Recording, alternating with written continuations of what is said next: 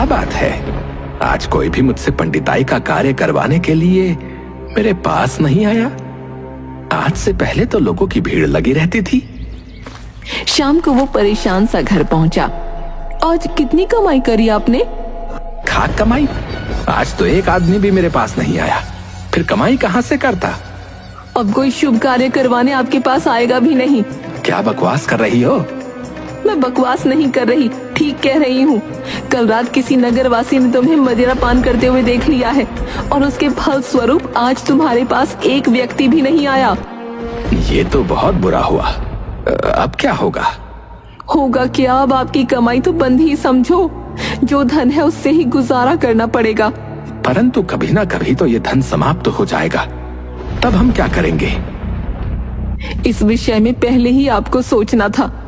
दूसरी तरफ मंदिर का निर्माण कार्य पूरा हो जाता है। नगरवासी बड़े ही प्रसन्न होते हैं। बेटा ओम, आज से हम तुम्हें मंदिर का पुजारी नियुक्त करते हैं भाई। कुछ स्वर्ण मुद्राएं दे दो ताकि मैं मदिरा खरीद कर ला सकूं। मदिरा के लिए तो मैं तुम्हें स्वर्ण मुद्राएं क्या, एक फूटी कौड़ी भी ना दूंगी।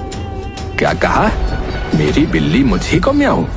ठहर जा, अभी मजा चखाता हूँ। अगले ही पल हरि लक्ष्मी को एक थप्पड़ लगा देता है। तुमने मुझे थप्पड़ मारा? मुझे क्या करना है तुम्हारे धन का? जैसे चाहो वैसे खर्चो, कुएं में डालो या मदिरा में। लक्ष्मी ने संदूक की चाबी हरि के आगे फेंक दी। है, मेरा कमाया हुआ धन मुझे ही नहीं देने की बात कर रही थी। है।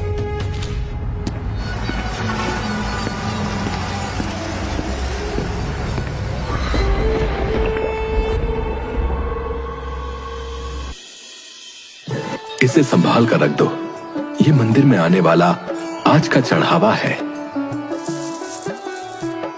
स्वामी, अब हमारे दुख के दिन बीत गए हैं और सुख के दिन आ गए हैं, वरना हरि भैया और लक्ष्मी बहन ने तो हमारे साथ गलत करने में कोई कसर न छोड़ी थी। सब भगवान की कृपा का फल है।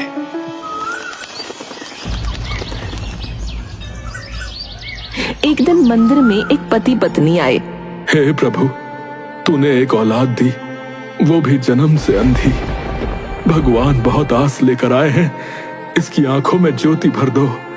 दोनों पति पत्नी भगवान के चरणों में सर झुकाकर रोने लगे। भगवान, हम पर कृपा करो प्रभु, और हमारी पुकार सुन लो।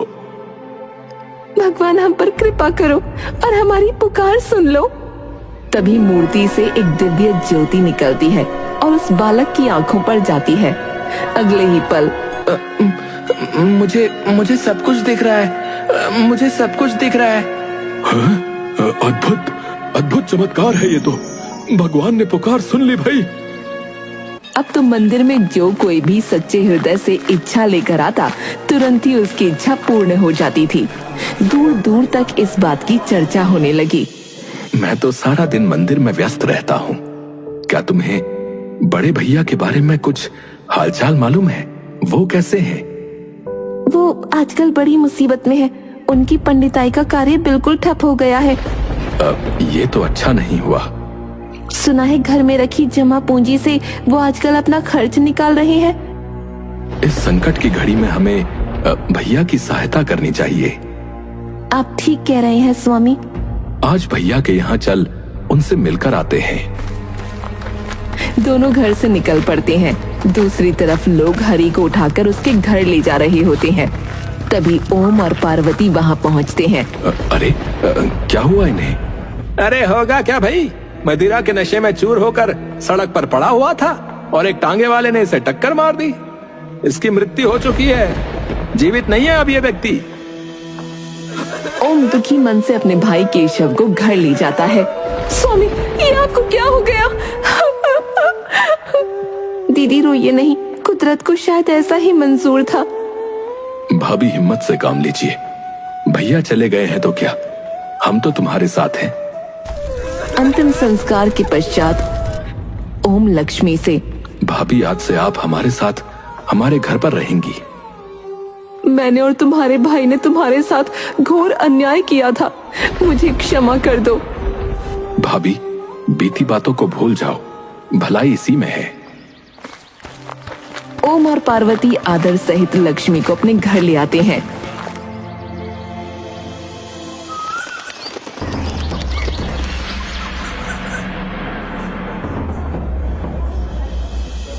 हमारे राज्य में भगवान कृष्ण की ऐसी चमत्कारी मूर्ति है, हमें वहां जाकर उस मूर्ति के दर्शन करने चाहिए।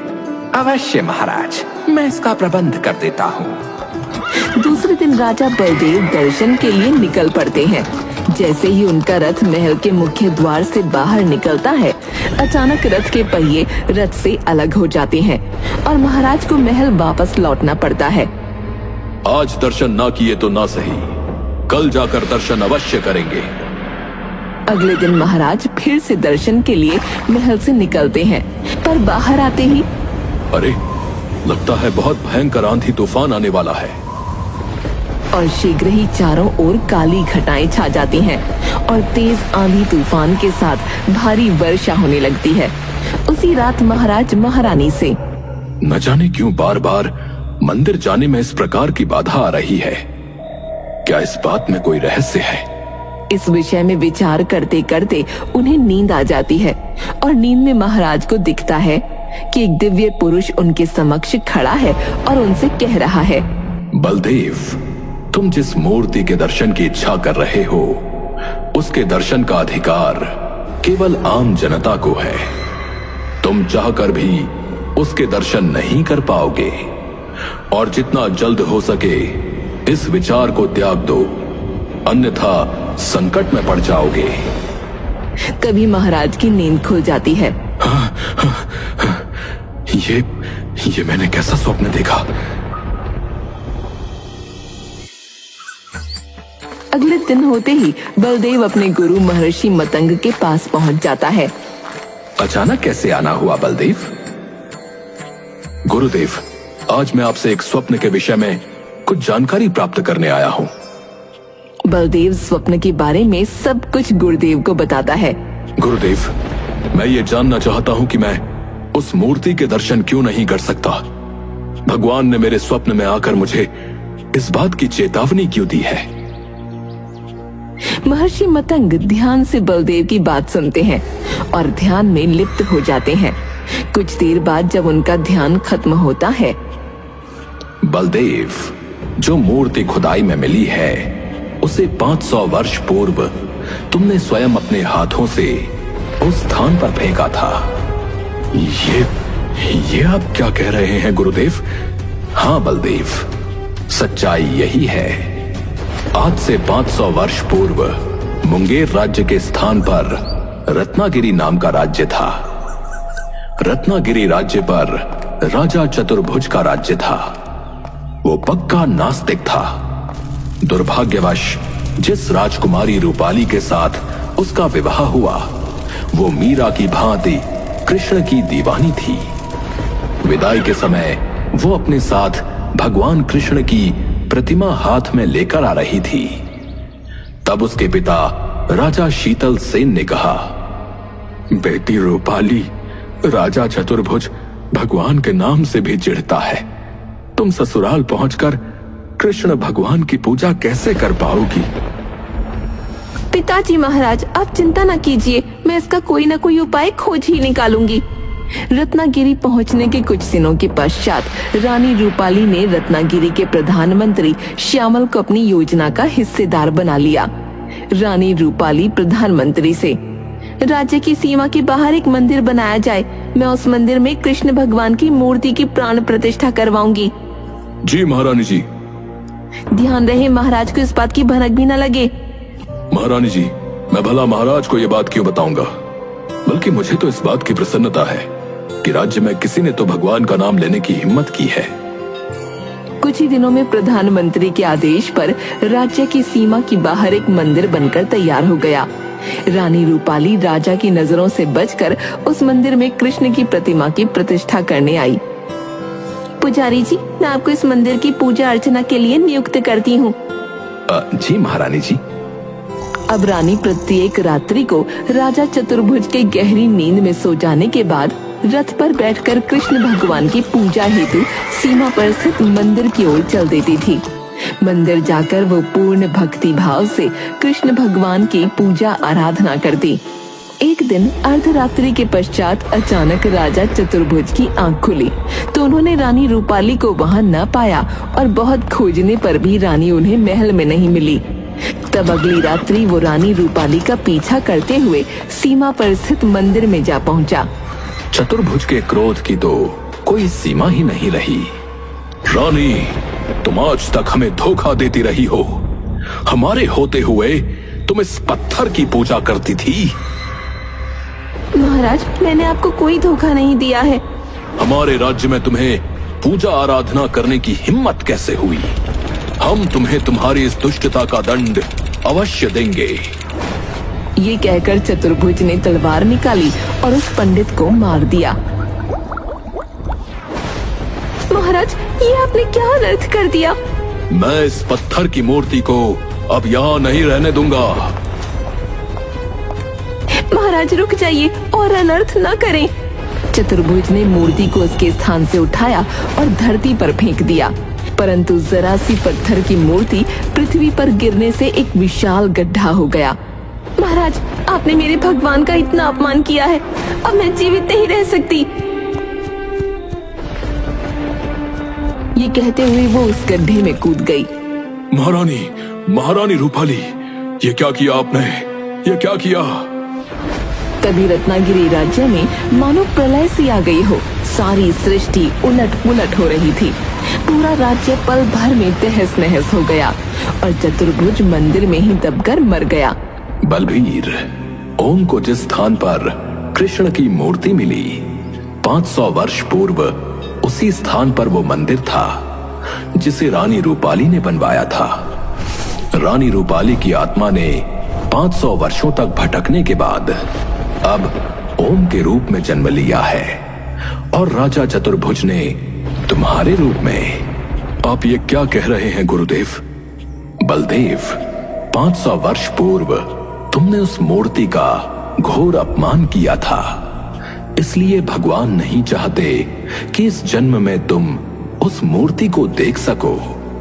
गुरुदेव, राजा चतुर्भुज के रूप में मैंने जो अन्याय किया था, क्या उसका कोई प्रायश्चित नहीं है? उपाय है।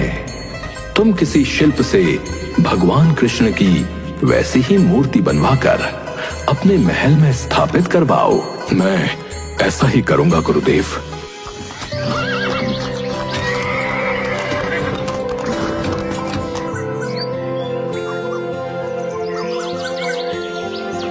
बलदेव के कहने पर कुशल शिल्पियों ने महल के मंदिर में वैसी ही मूर्ति का निर्माण आरंभ कर दिया जैसी मूर्ति उस मंदिर में थी। जब मूर्ति बनकर तैयार हुई, महाराज, वैसी ही मूर्ति है जैसी मूर्ति ओम के मंदिर में है। अच्छा, अति सुंदर। बलदेव प्रतिदिन श्रद्धा पूर्वक उस मूर्ति की आराधना करने लगा। 2 वर्षों तक उसका ये कार्य जारी रहा। 2 वर्ष पश्चात एक दिन जब वो पूजा कर रहा था, तभी उसे मूर्ति से आवाज आई, बलदेव, मैं तुम्हारी आराधना से प्रसन्न हूँ। अब तुम जाकर ओम के मंदिर में असली मूर्ति की पूजा कर सकते हो। बलदेव ने प्रसन्न चित्त होकर मंदिर जाने की तैयारी की।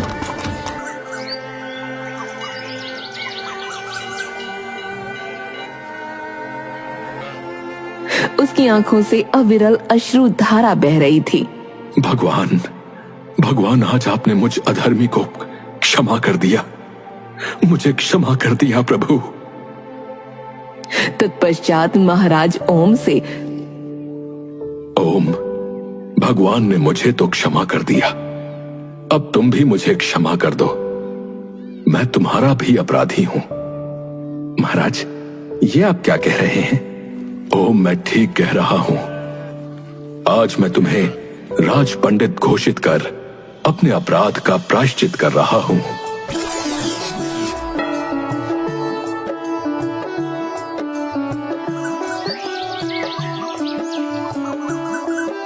दरबार में राजा बलदेव ने ओम को राज्य का राज पंडित घोषित कर दिया। अब पूरे राज्य में ओम का और ज्यादा आदर सम्मान होने लगा।